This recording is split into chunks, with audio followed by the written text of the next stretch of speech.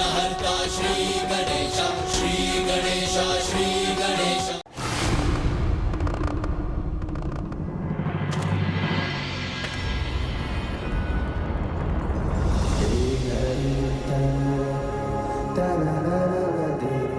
मेरा पुत्र वो आ गया। पवन के इस झोंके ने उसके यहाँ होने का आभास करा दिया मुझे।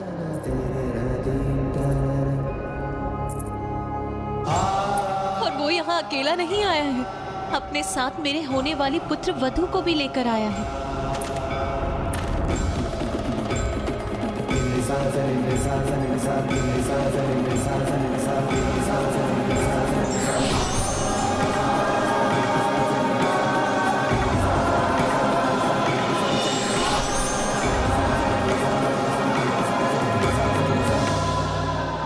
ले लीजिए माता।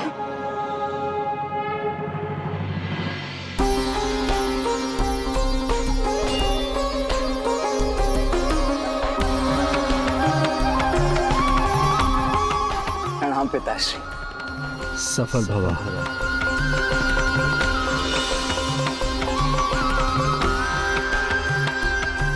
प्रणाम माँ। खुश रहो पुत्र।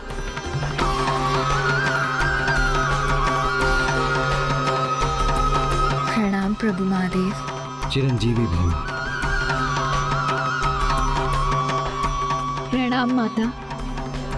सौभाग्यशाली भव।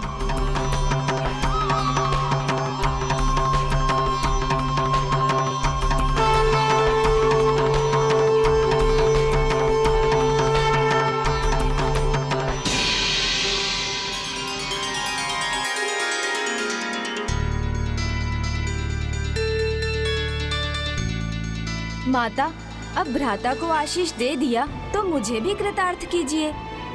अपने पुत्र गणेश को भूलिए मत। पुत्र, भला ऐसे कैसे हो सकता है कि मैं तुम्हारा स्वागत न करूं? विघ्नहर्ता श्री गणेश की जय।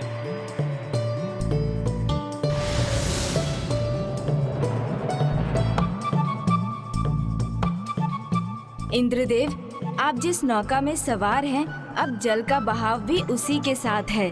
जल का प्रवाह? नौका?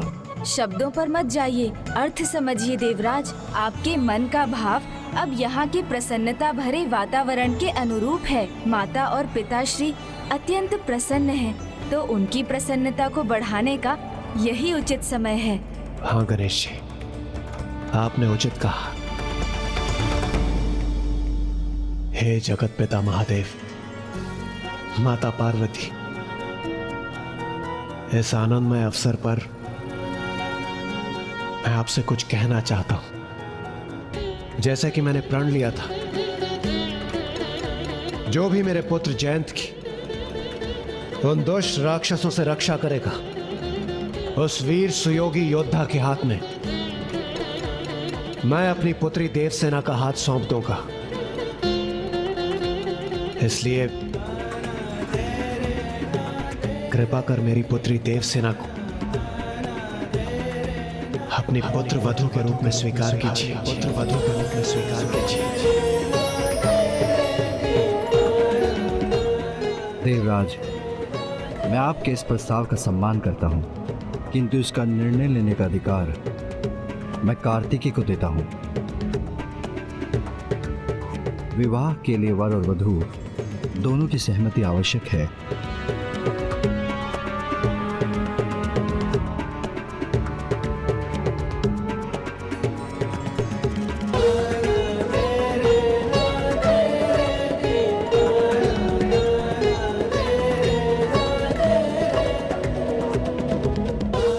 कहीं युद्ध के देवता देव सेनापति कुमार कार्तिक विवाह करने से मना न कर दे। प्रभु उत्तर क्यों नहीं दे रहे हैं? कहीं उनके संशय का कारण?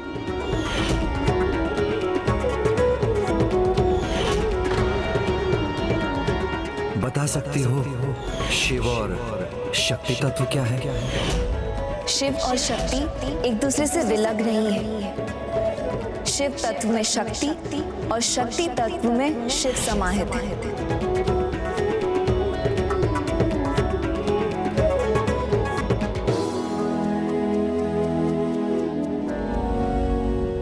पिताश्री, माँ, आप दोनों की अनुमति से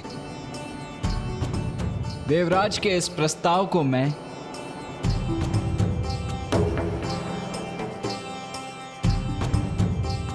स्वीकार करता हूं, स्वीकार करता हूं।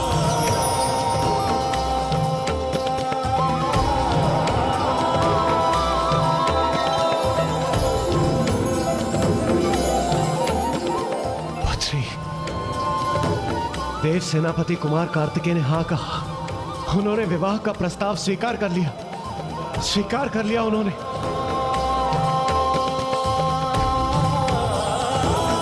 हाँ मां,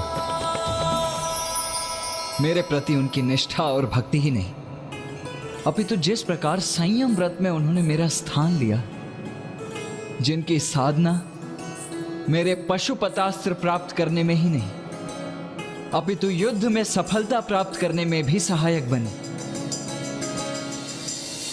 ऐसी अपूर्व प्रतिभा की धनी देवी देव सेना के साथ विवाह के इस प्रस्ताव को स्वीकार कर उन्हें अपनी जीवन संगिनी के रूप में स्वीकार करना मेरा परम सौभाग्य है।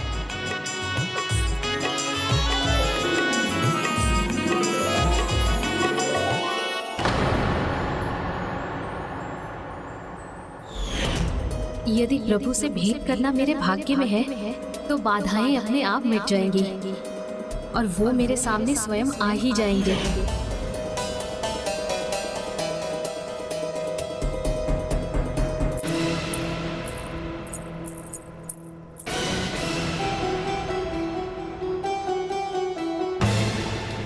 पुत्री देवसेना लजाकर चली गई यहाँ से। नहीं, वो लज्जा कर नहीं, अपितु चिंता में गई है यहाँ से। मुझे ही भाभी माँ को सांत्वना देनी होगी, उन्हें समझाकर उनकी चिंता दूर करनी होगी।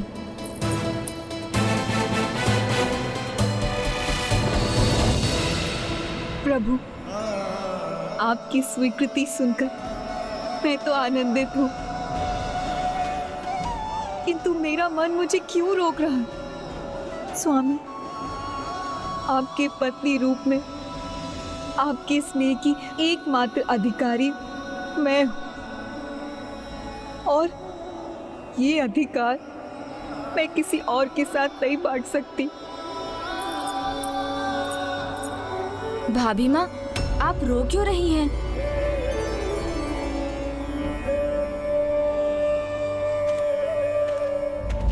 आप व्यर्थ चिंता कर रही हैं भाभी माँ। एक ओर तो आप मुझे भाभी माँ पुकार रहे हैं देवर जी, और दूसरी ओर आपका दिया ये दिव्य दर्पण मुझे कुछ और दृश्य दिखाता है। दोनों में सत्य क्या है? मेरे प्रश्न का उत्तर आप नहीं दे सके ना देवर जी? तो देखिए, इसका उत्तर इस दर्पण में अंकित है। आपकी भाभी माँ मैं नहीं, कोई अन्य है।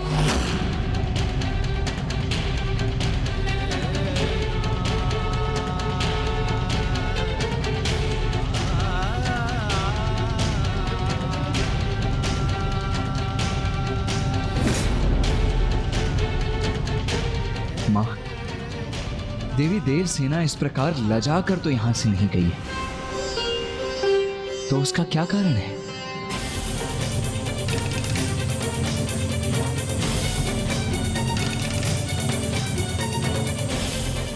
कारण ये है पुत्र कि वो दुखी है, उसका मन भारी है और उसके दुख का एक बड़ा कारण है। किंतु क्यों माँ? अब भला देवी देव सेना को किस बात का दुख हो सकता है? पुत्र, कोई अन्य भी है जो तुम्हारी पत्नी बनने की अधिकारिणी है, और उसका नाम है वल्ली। वल्ली।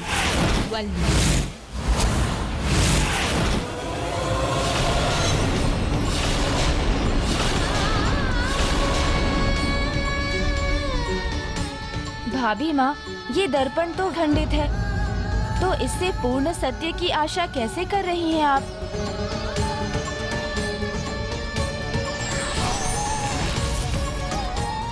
लीजिए भाभी माँ, खंडित दर्पण खंडित सत्य ही दिखाता है। इस पूर्ण दर्पण में अब आप पूर्ण सत्य देख लीजिए।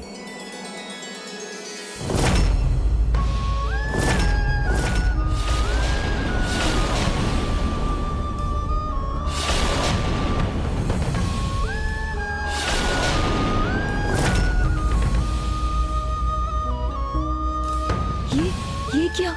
स्वामी के साथ वल्ली और मैं दोनों हैं।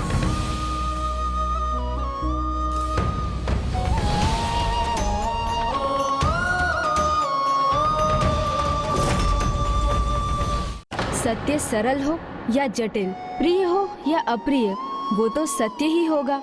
जो छवि अब आपके सामने है वो पूर्ण सत्य है, जिसे आपको स्वीकार करना है।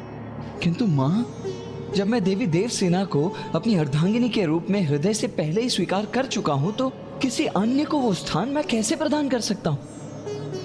ये कैसी दुविधा है माँ? एक ओर आपका आदेश है और दूसरी ओर देवी देवसेना के साथ होता हुआ ये अन्याय। ये कैसी विडंबना है?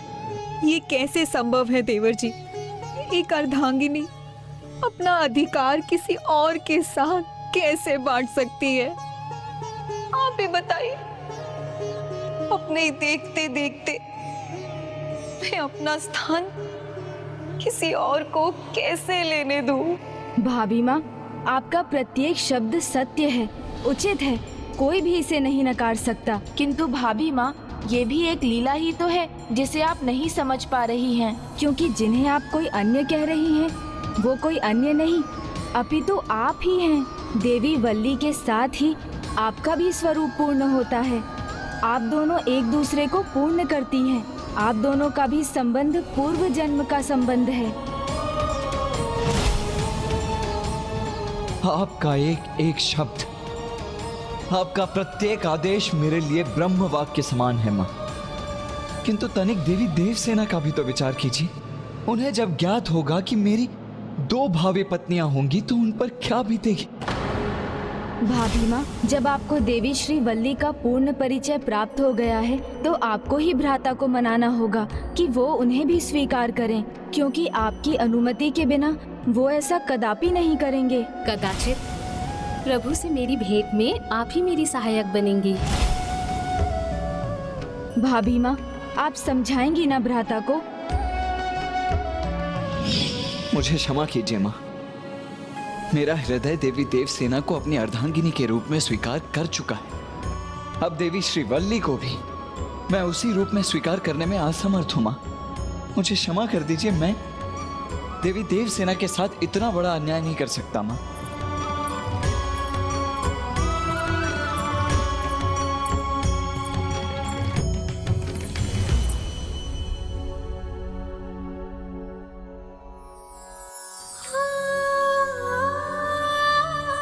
माँ, अब तो देवी देवसेना भी यही है, तो सर्वप्रथम कृपा करके उनसे पूछ लीजिए, क्या वो अपने साथ साथ किसी अन्य को भी मेरी अर्धांगिनी के रूप में स्वीकार कर पाएंगी?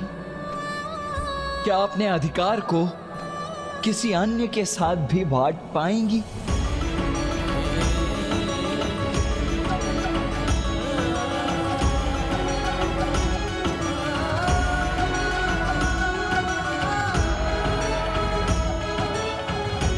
देखा मां, इस प्रस्ताव को सुनते ही जो निशब्द हो गई, वो इसका उत्तर कैसे देगी?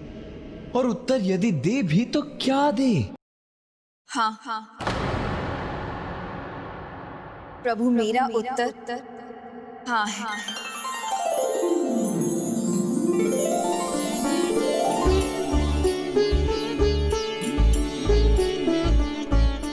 क्या आपको सब ज्ञात है?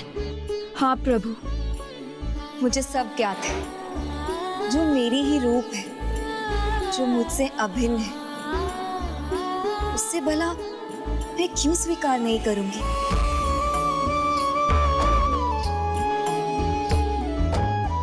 स्वयं देवर जी ने मुझे विस्तार में उनका परिचय दिया, इसीलिए स्वयं अपने आप से मैं क्या बैर रख सकती हूँ? हम दोनों एक ही तो हैं। यदि आप जल हैं तो वो आपकी शीतलता है, यदि आप अग्नि हैं तो वो आपका ताप है, आप शरीर है तो देवी श्री वल्ली कुंडलिनी है, जिनके साथ आने पर ही पूर्ण जागृत शरीर संभव होता है, जो परम ब्रह्म प्रभु को पहचानने में सक्षम होता है। स्वामी, इसलिए आप भी हमें भिन्न न समझे। आपको हमें हमारी भिन्नता में नहीं, हमारी एक रूपता में स्वीकार करना है, क्योंकि यदि हम अधूरे रहे तो हमारा भीम आपको पूर्ण रूप में कैसे प्राप्त हो सकता है। प्रभु श्री हरि नारायण के अश्रु से ही हम दोनों का जन्म हुआ है, तो हम दोनों एक ही तो हुए स्वामी। वो अश्रु जो प्रभु श्री हरि नारायण के परम आनंद का प्रतीक था, उस आनंद का जिसका कारण था वो दिव्य दृश्य, जब भ्राता कार्तिकेय स्वयं महादेव को प्रणव ज्ञान दे रहे थे।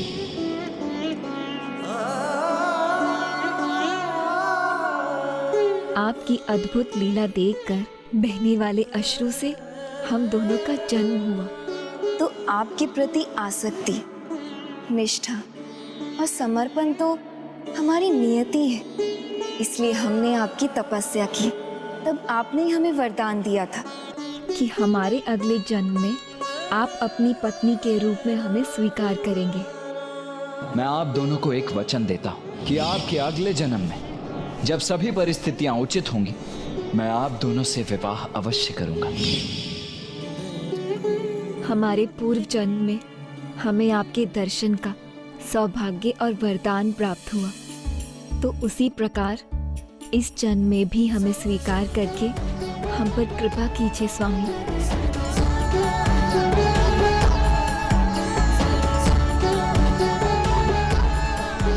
भ्राता, यही नियति है और यही धर्म भी, इसलिए अब विचार नहीं, स्वीकार कीजिए।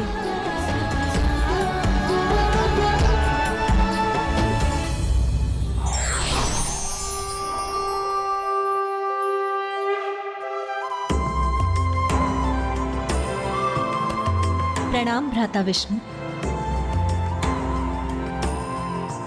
प्रणाम मामा श्री।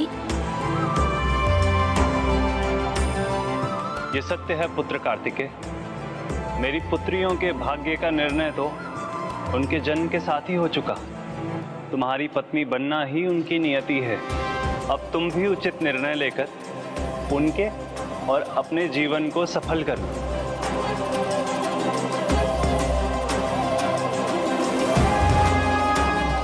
प्रभु, मैं आपकी भावनाओं को भली भांति समझ रहा हूं, किंतु इस विवाह को लेकर निर्णय लेने का जो अधिकार देवी देवसेना को प्राप्त हुआ है, वही अधिकार देवी श्री वल्ली को भी मिलना अनिवार्य है, अन्यथा यह सर्वथा अनुचित होगा।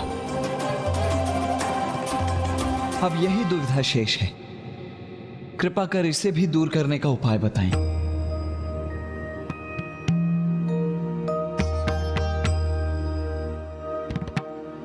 उपाय है। उनके मन में आपको लेकर क्या विचार है, ये ज्ञात करने का तो वही उपाय है जो पिताश्री ने माता से विवाह के पूर्व अपनाया था, और वो है परीक्षा। पुत्र, दाम्पत्य जीवन में परीक्षा तो दोनों को ही देनी होती है। जैसे तुम्हारे पिता भी वैरागी रूप में मुझे पाने के लिए तपस्या में लीन थे, किंतु माता, पिताश्री जगत पिता महादेव हैं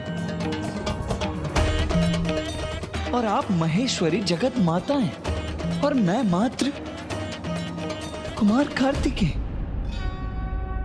चिंता मत कीजिए भ्राता, मैं हूं ना, मैं आपकी सहायता करूंगा। प्रभु, अपने अति उत्साह में ये क्या कह दिया आपने?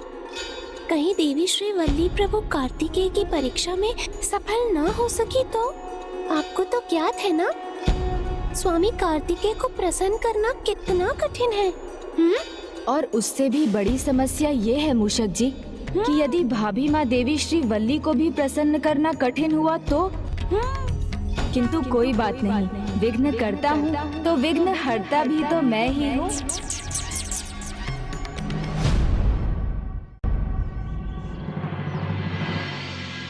पिताश्री, इस लेप से आपको अवश्य लाभ होगा। इस औषधि को तैयार करते समय एक विचित्र घटना घटी। एक अत्यंत अद्भुत व्यक्तित्व की धनी देवी देवसेना से मेरी भेंट हुई। वो इतनी सरल, इतनी कोमल और विशाल हृदय की हैं। उन्होंने मुझे प्रभु महादेव और माता गौरी के पराक्रमी पुत्र प्रभु श्री कार्तिकेय के बारे में भी बताया। वहाँ उन्होंने प्रभु कार्तिकेय की प्रतिमा भी बनाई है। उसका ऐसा दिव्य आकर्षण है जैसे स्वयं प्रभु सजीव वहाँ खड़े हो। मुझे ऐसा लगा जैसे मेरे रोम रोम में उनकी भक्ति का वास है, जैसे उनका मुझसे कोई पूर्व संबंध है। नारायण नारायण। प्रणाम देवर्षि नारद। प्रथम पूज्य को मेरा भी प्रणाम। किस विशेष कार्य के लिए बुलाया है मुझे? एक अत्यंत दिव्य, अनुपम, अनूठी घटना घटने वाली हो। मामा जी श्री हरि नारायण की पुत्रियों का विवाह हो और उसमें आपका योगदान ना हो, ये कैसे संभव है देवर्षि? नारायण नारायण। देवर्षि, आपको भाभी माँ देवी वल्ली को विवाह के लिए तैयार करना है और हमें भ्राता को।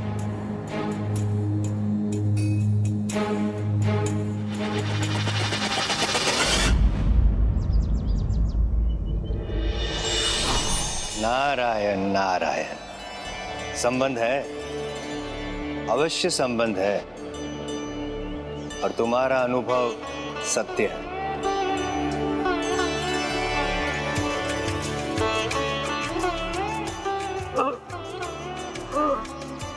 नंबी राजन का प्रणाम स्वीकार कीजिए देवर्षि।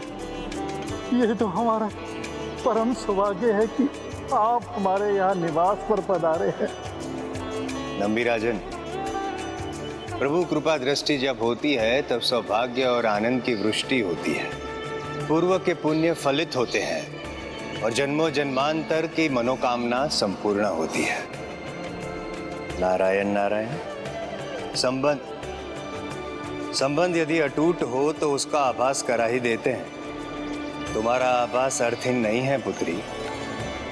पूर्व जन्म से कुमार कार्तिकेय और तुम्हारा संबंध भी अटूट ही रहा है। मेरे पूर्व जन्म से देवर्षि? किंतु कैसे? और इसका परिणाम क्या होगा? परिणाम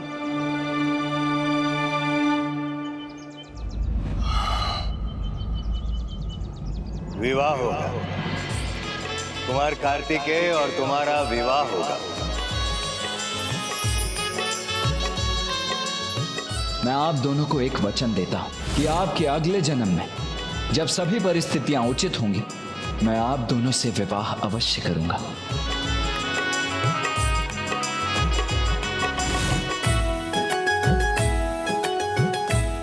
यदि इस जन्म में भी तुम्हारे मन में प्रभु कार्तिकेय के प्रति वैसी ही श्रद्धा और भक्ति है, उसके वरदान को पूर्ण होने से कोई नहीं रोक सकता।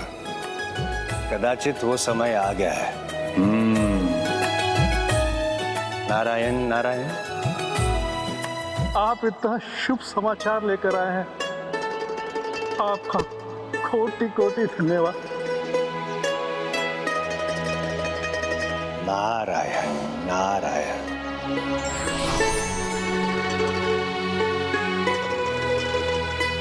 पिताश्री, मैं जाकर प्रातः वंदना कर लेती हूँ।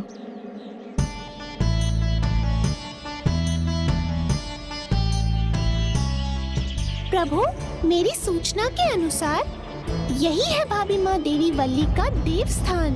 प्रतिदिन प्रातः वंदना के लिए यहीं आती है। तो हम यही भाभी माँ श्री वल्ली की प्रतीक्षा करेंगे।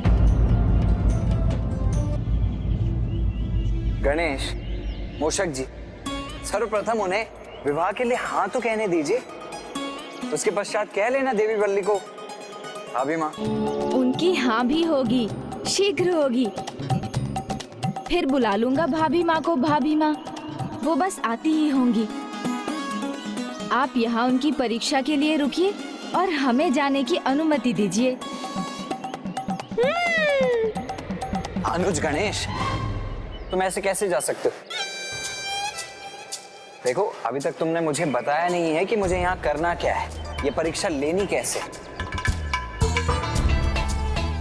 देवी वल्ली से विवाह के लिए हाँ कैसे बुलवानी। भ्राता, परीक्षा भी आपको ही निर्धारित करनी होगी। ऐसे कैसे मुझे ही निर्धारित करनी होगी गणेश? नहीं, देखो, तुमने वहां कैलाश में मुझसे क्या कहा था कि भैया मैं आपकी सहायता करूंगा, कहा था ना? तो अब यहाँ आकर ऐसे सब कुछ तुम मुझ पर नहीं छोड़ सकते। जो तुमने कहा है वो तुम्हें करना होगा गणेश। सहायता करो मेरी, मुझे बताओ क्या करना है, कैसे करना है, कुछ सुझाव तो दो मुझे।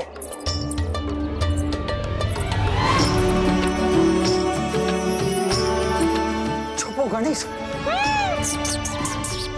अनुज गणेश, कदाचित देवी वल्ली यहाँ पहुंच भी गई है। शीघ्रता करो, कुछ उपाय सुझाओ मुझे। अद्भुत, सर्वथा अद्भुत। देखा मूषक जी, उनसे भेंट किए बिना भी भ्राता कैसे भाभी माँ की पदचाप पहचान गए।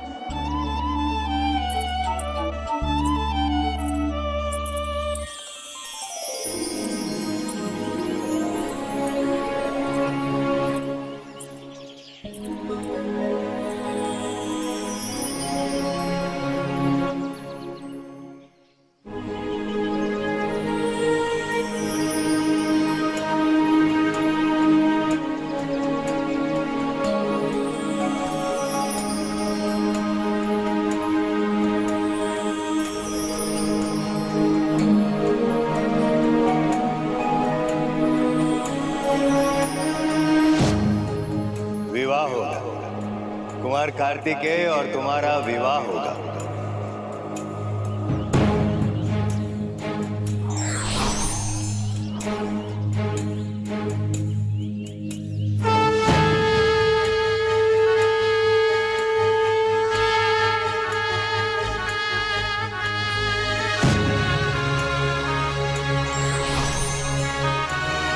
सीधे जाकर पूछ ही लेता हूं।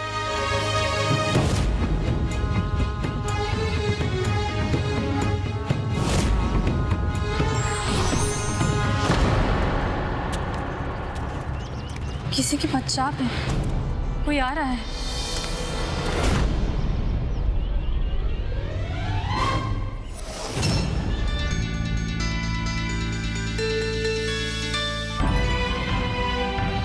एक पल के लिए ऐसा आभास हुआ मानो मेरे प्रभु कार्तिकेय आए हों।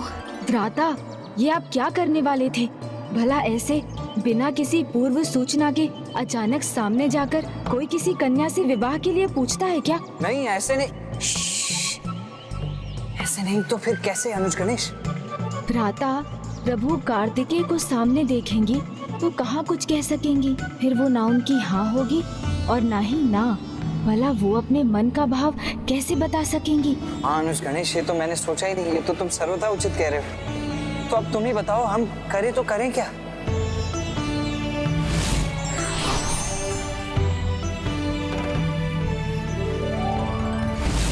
उपाय है ना भ्राता?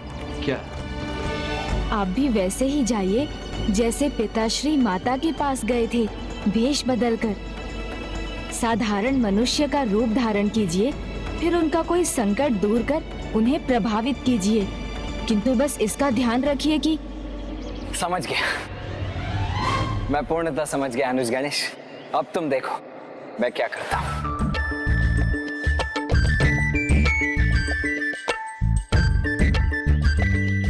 प्रभु, स्वामी कार्तिकेय ने तो आपकी पूरी योजना ही नहीं सुनी। मुझे शंका है कहीं कुछ गड़बड़ न हो जाए।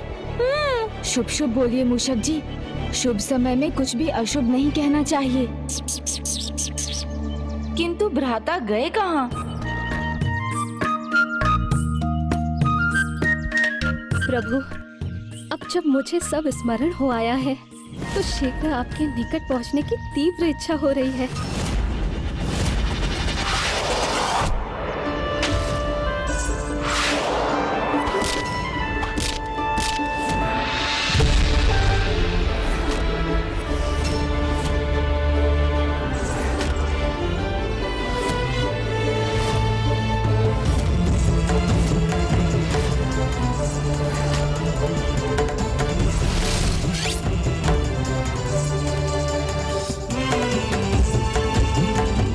यदि इन्होंने इस रूप में मुझे पहचान लिया तो इस परीक्षा में ये उत्तीर्ण हो जाएंगी, अन्यथा मैं समझूंगा कि नियति को यह विवाह स्वीकार ही नहीं। प्रणाम। इस कंटक से मेरी रक्षा करने के लिए आपका धन्यवाद। मुझसे प्रभावित भी हो गई। सब गणेश के सुझाव के अनुसार ही हो रहा है। किंतु हे आखिटक, मैं तो स्वयं में एक वन कन्या हूँ, भील पुत्री हूँ। बचपन से ही मुझे कंटकों का अभ्यास है। आपको अभ्यास अवश्य होगा सुंदरी, किंतु मेरे बाणों को इसका अभ्यास का कि आप जैसी सुंदरी को इस साधारण से कंटक से कष्ट पहुंचने दें। प्रभु, ज्येष्ठ यदि इस भाव से बात करेंगे तो भाभी माँ अवश्य रुष्ट हो जाएंगी। आप कितना भी छिपा लें, किंतु यह स्पष्ट है कि मेरे धनुर कौशल से आप प्रभावित तो अवश्य हुई हैं। इसीलिए मेरे विचार से आपको मुझसे विवाह करने में कोई संकोच होना नहीं चाहिए।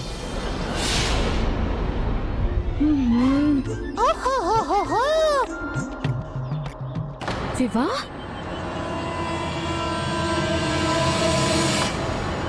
आपका अनुमान उचित था मूषक जी।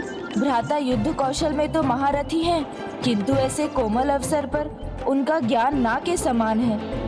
ये अब कैसे समझाऊं उन्हें?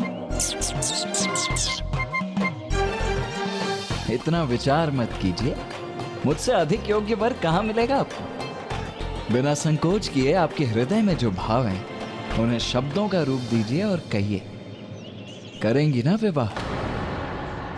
कदाचित आप ही नहीं, आपके विचार भी भटक गए हैं। मेरे पिताश्री इस वन के राजा हैं और यहाँ किसी भी बाहरी आखेटक को आखेट करने की अनुमति नहीं है। उचित तो यही होगा कि मेरे भ्राता के यहाँ पहुँचने से पहले आप यहाँ से चले जाएं। वो पूजा के लिए यहाँ पहुँचते ही होंगे। उन्होंने आपको देख लिया ना तो आप संकट में आ जाएंगे।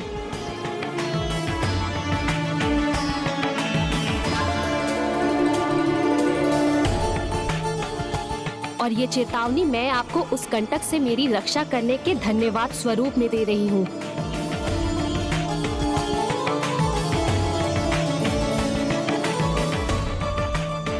सुंदरी, आपकी चेतावनी तो मैंने सुन ली है, किंतु अभी तक आपका उत्तर नहीं सुना है मैंने। कहिए, क्या उत्तर है आपका?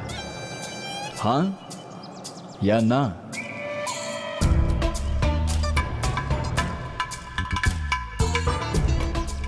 कौन है? कौन है वहां? किसका स्वर है यहाँ?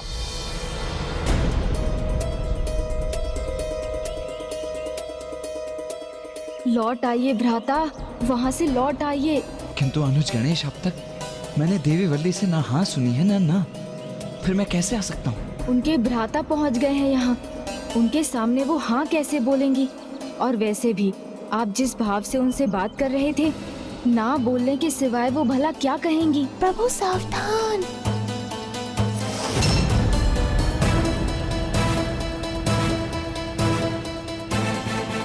अनुज, भेष बदलने का सुझाव तो तुमने ही दिया था, तो अब इस समस्या से निकलने का सुझाव भी दो। भ्राता, वो बहुत निकट हैं, तो अब आपको कोई अन्य रूप धारण करना होगा। ऐसा रूप जो वन में पाया जाता हो, जो वन के अन्य जीवों, वृक्षों आदि से ऐसे घुल मिल जाए कि उनकी दृष्टि में ना खटके।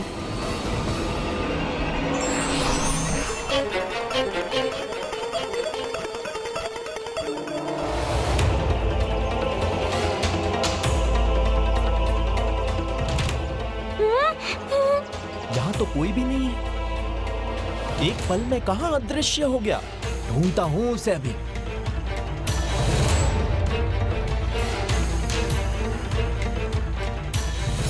ये संकट तो दूर हुआ, अन्यथा भ्राता को अपने वास्तविक रूप में आना पड़ता और हमारी योजना धरी की धरी रह जाती।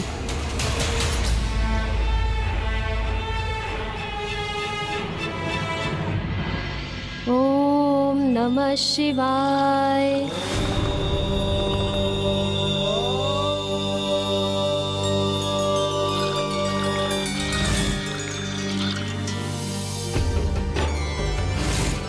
मैं काया हूँ तो वल्ली कुंडलिनी।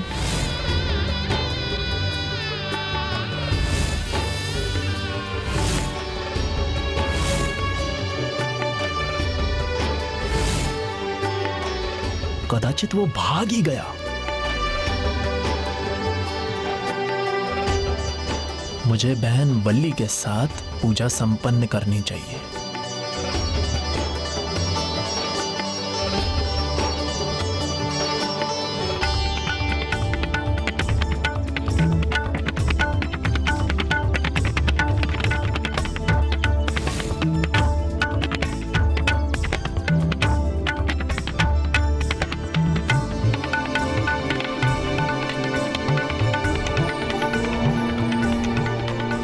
बहन वल्ली, यहाँ कोई बाहरी आकेटकी दिखाई दिया था क्या? हाँ भ्राता, मैंने भी देखा था उसे। बहुत अभिमानी लगा मुझे, जैसे उसे अपने आप पर आवश्यकता से अधिक गर्व हो।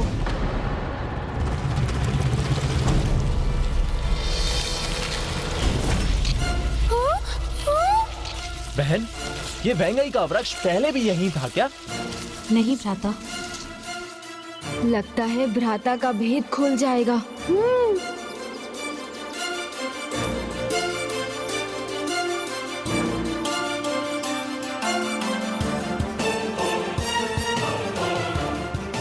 ये मायावी वृक्ष है, हमें सावधान रहना होगा।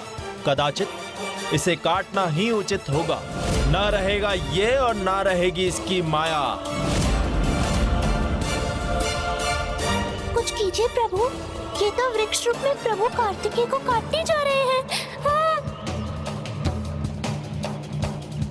क्या करूं मैं, जिससे भ्राता का परिचय भी उजागर ना हो और उनकी रक्षा भी हो जाए। प्रभु, अपनी किसी लीला से रोकिए इन्हें।